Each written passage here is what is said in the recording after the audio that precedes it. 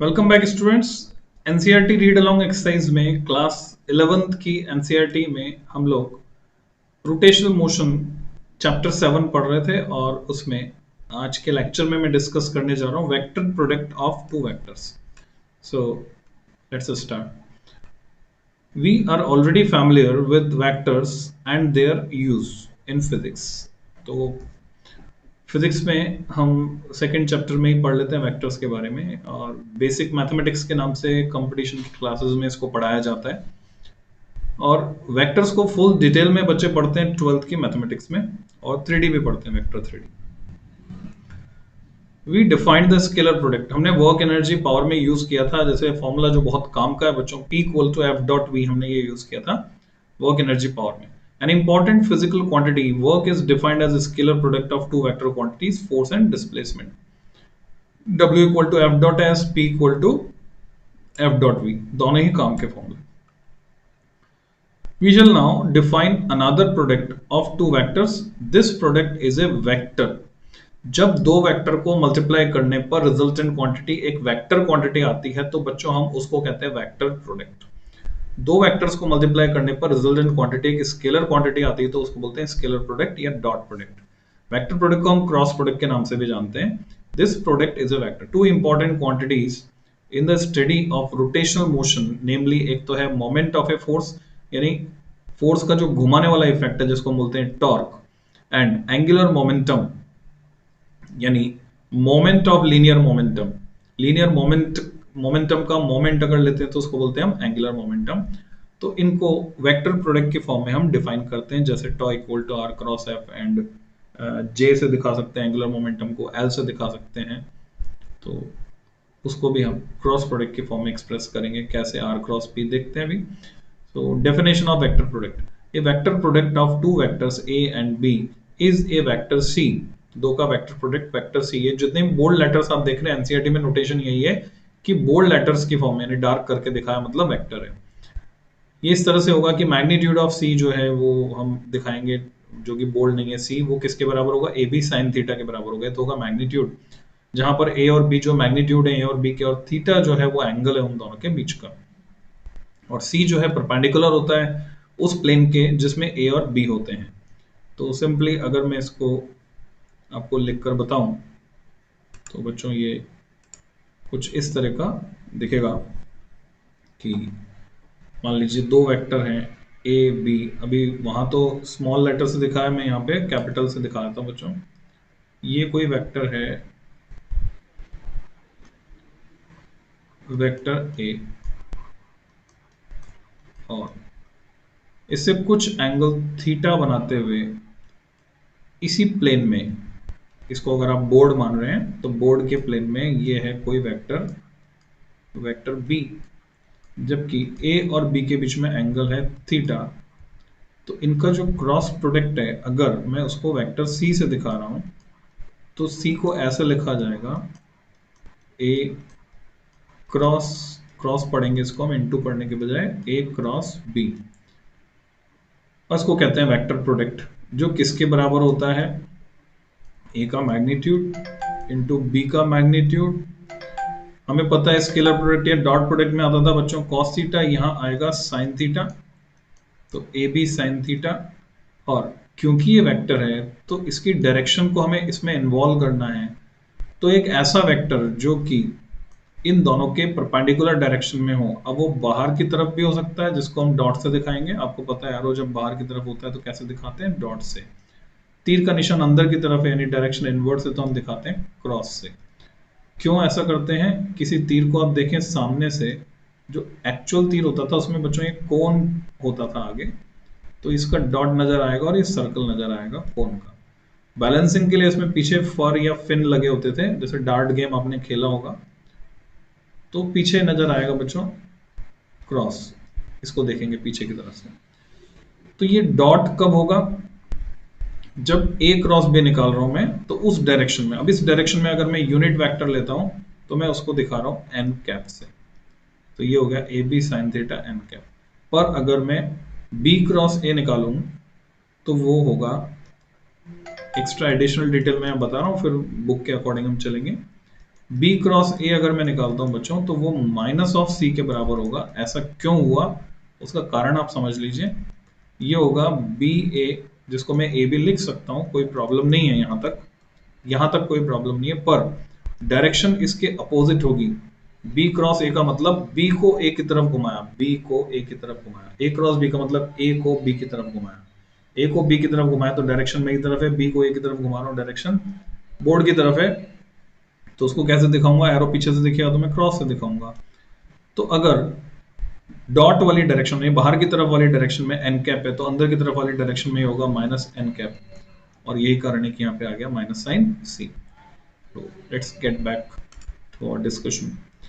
If we take a right handed screw with its head, वही जैसे नल आप घुमाते हैं, नल बंद करते हैं, वही same logic. Lying in the plane of A and B, and the screw perpendicular to this plane. And if we turn the head in the direction from A to B, then the tip of the screw advances in the direction of C. This right-handed screw rule is illustrated in figure 7.15a. तो इस figure में हम देख लेते हैं, ये समझाया हुआ है। अभी यहाँ पर ये A है, ये B है। A को B की तरफ घुमा रहे हैं तो डायरेक्शन है ऊपर की तरफ, और अगर B को A की तरफ घुमाएंगे तो डायरेक्शन नीचे की तरफ। तो C यहाँ पर A क्रॉस B के बराबर है। जनरली ये होता है राइट हैंडेड स्क्रू में। मोस्ट ऑफ द जो भी हम डिवाइसेस काम में लेते हैं उसमें राइट हैंडेड स्क्रू होते हैं। स्पेशली वो जो जैसे बोर्ड मार्कर वाला जो पेन है उसमें लेफ्ट हैंडेड होते हैं, बल्कि बच्चों उल्टा घुमाएंगे तब खुलता है वो। मिक्सी के जार में जो ब्लेड कसी हुई होती है उसमें भी लेफ्ट हैंडेड स्क्रू होते हैं। रेयरली कुछ जगहों पर लेफ्ट हैंडेड थ्रेड्स होते हैं, ये थ्रेड्स इनको बोलते हैं चूड़ियाँ। Alternatively, if one curls up the fingers of right hand around a line perpendicular to the plane of the vectors A and B, and if the fingers are curled up in the direction from A to B, then the stretched thumb points in the direction of C as shown. ये बता रहा है, घुमाना है, curl मतलब घुमाना, तो अंगूठा बताएगा C की direction. Rule of the right-handed screw for defining direction of the vector product of two vectors. कई बार हमें कंफ्यूजन हो जाता है बच्चों, किधर खोलना है स्क्रू। कार का टायर पंचर हो गया, स्टेपनी बदलनी है, तो किधर टाइट होगा किधर बंद होगा। तो सिंपली वहां पे आपको राइट हैंड रूल लगाना है। राइट हैंड रूल से ये चलता है। किसी भी स्क्रू को खोलने में कंफ्यूजन हो रहा हो, apply right hand rule. A simpler version of the right hand rule is the following. Open up your right hand palm and curl the fingers pointing from A to B. Your stretched thumb points in the direction of C. तो A और B तो इस plane में रह गए और C चले गया उसके perpendicular plane. Should be remembered that there are two angles between any two vectors A and B. एक होता है छोटा एंगल, एक होता है बड़ा एंगल। In figure 7.15, A और B they corresponding to theta and 360 minus theta. While applying either of the above rules, the rotation should be taken through the smaller angle. ये आपको समझना है। Less than 180 between A and B. It is theta है, क्योंकि आप बोल रहे हैं कि ए को बी की तरफ घुमाना, तो ऐसे तो उल्टा भी तो घुमा सकते हैं, तो छोटा वाला एंगल है। Because of the cross used to denote the vector product, it is also referred to as cross product. Cross से दिखाते हैं, इसलिए क्रॉस प्रोडक्ट कह देते हैं। Note that scalar product of two vectors is commutative. ये हमने देखा था A dot B equal to B dot A होता है, पर vector product however is not commutative. अभी मैंने लिखकर बताया क्यों, माइनस साइन आ जाता है। ए क्रॉस बी क्रॉस ए के बराबर नहीं होता। हालांकि दोनों का मैग्नीट्यूड बराबर होता है, A cross B and B cross A, magnitude दोनों का ए बी साइन थीटा है। Also both of them are perpendicular to the plane of A and B. Perpendicular भी है, पर परपेंडिकुलर बाहर की तरफ अंदर की तरफ दोनों हो सकते हैं। So rotation of the right handed screw in case of A cross B is from A to B, whereas in case of B cross A it is from B to A. This means the two vectors are in opposite direction, दोनों opposite direction में। तो A cross B होता है minus of B cross A के बराबर। ज्यादातर हम जब कॉपी में लिखते हैं बच्चों, तो इसको ऐसे लिखने की बजाय ऐसे लिखते हैं, वेक्टर लगाकर। यहाँ तो बोल्ड लेटर्स यूज किए हैं, A cross B equal to minus of B cross A, ऐसे लिख देते हैं।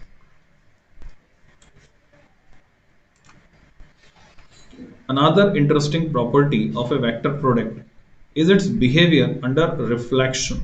अब ये क्या है, इसको समझते हैं। Under reflection, that is on taking the mirror image, we have x minus x, y minus y and z minus z. ये कंपोनेंट चेंज हो जाते हैं. मिरर में आप हाथ को आगे ले जाओ, ये पॉजिटिव एक्स डायरेक्शन, तो मिरर में किधर आ रहा है, उसके अपोजिट आ रहा है, नेगेटिव एक्स में आ रहा है. तो ये आप समझ सकते हैं. तो बच्चों इस रिफ्लेक्शन वाली प्रॉपर्टी की वजह से क्या होगा, as a result all the components of a vector change sign. दस ए बन जाएगा माइनस ए, बी बन जाएगा माइनस बी. तो ए क्रॉस बी का रिफ्लेक्शन में क्या होने वाला है, तो जब ये दोनों ही माइनस हो जाएंगे तो वापस ये प्लस हो गया, minus into minus. Thus A cross B does not change sign under reflection. बच्चों ये बिल्कुल एक नया एस्पेक्ट जिसकी तरफ किसी का ध्यान नहीं जाता है, आपको विशेष ध्यान रखना है. इस पर आप देखेंगे कंपटीशन में क्वेश्चन फ्रेम कर दिया जाता है इस एस्पेक्ट पर. सो क्या A cross B sign change करता अंडर रिफ्लेक्शन? जवाब होगा नहीं. Both scalar and vector products are distributive with respect to vector addition. Distributive property को फॉलो करते हैं, चाहे वो स्केलर प्रोडक्ट हो, जैसे A dot B plus C bracket में है तो A dot B plus A dot C होगा. A cross B plus C bracket में तो A cross B plus A cross सी के बराबर होगा. जैसे हम करते हैं ना कि मान लीजिए आपको जो है एक कोई बड़ा मल्टीप्लिकेशन करना है, मान लो आपको जो है 20 को मल्टीप्लाई करना है 16 से, तो क्या करते हैं हम, 20 या तो 16 का टेबल आता है, 16 2 जा 32, ये तो डायरेक्ट हो जाएगा. मान लो आपको 19 को मल्टीप्लाई करना है, 19 को, तो या तो 16 को तोड़ लो या तो 19 को तोड़ लो. मान लो 19 को तोड़ा तो क्या लिखेंगे, 10 प्लस 9. तो अब कितना आसान हो गया, टेबल याद करने की जरूरत नहीं है. ये हो गया 160 प्लस 16 9 जा, आपको पता है 16 10 जा 160 होता है. 160 में से 16 सब्ट्रैक्ट कर दो, तो 160 में से 16 सब्ट्रैक्ट के तो 144 आ रहे हैं आपके पास. तो ये आंसर आ गया आपके पास. तो ये डिस्ट्रीब्यूटिव लॉ हम यहाँ पर लगा देते हैं बच्चों. We may write C equal to A cross B in the component form. Component की फॉर्म में हम लिख सकते हैं. For this we first need to obtain some elementary cross products. वो आइडिया हमें होना चाहिए, फिर हम आई जे के की फॉर्म में इनको लिखेंगे, डायरेक्शन एसोसिएट करके कंपोनेंट फॉर्म में, x axis y axis z axis के लॉ. तो अगर मैं क्रॉस प्रोडक्ट लेता हूँ किसी वेक्टर का खुद के साथ तो एंगल बनाएगा वो 0 डिग्री, और साइन 0 0 होता है तो 0 आ जाता है. पर it must be A vector quantity, इसलिए हम उसको बोलते हैं नल वेक्टर और zero vector, vector with zero magnitude. This follows since magnitude of a cross a square sin 0 is 0. From this follow the result. कौन कौन से रिजल्ट्स मिल गए, i क्रॉस i निकालेंगे तो 0 आ जाएगा बच्चों, j क्रॉस j भी 0 आ जाएगा, कोई वेक्टर खुद के साथ 0 एंगल बनाएगा. k क्रॉस k 0, और अगर i क्रॉस j निकालते हैं तो k आता है. वो कैसे, वो समझना है आपको. इसके लिए हम क्या कर सकते हैं, रूल हम फॉलो कर सकते हैं. वो आपको क्या करना है कि x y z एक्सिस ऐसे बना लिया. x एक्सिस के अलोंग जो यूनिट वेक्टर है हम उसको i कैप से दिखाते हैं. y एक्सिस के अलोंग जो यूनिट वेक्टर उसको हम j कैप से दिखाते हैं. z एक्सिस के अलोंग जो उसको हम k कैप से दिखाते हैं. तो जब भी आप इस सीक्वेंस में जाएंगे एंटी क्लॉकवाइज, तो i क्रॉस j k के बराबर होगा, j क्रॉस k i के बराबर होगा, k क्रॉस i j के बराबर होगा. ये वो एंटी क्लॉकवाइज सीक्वेंस जो कि पॉजिटिव रिजल्ट देगा.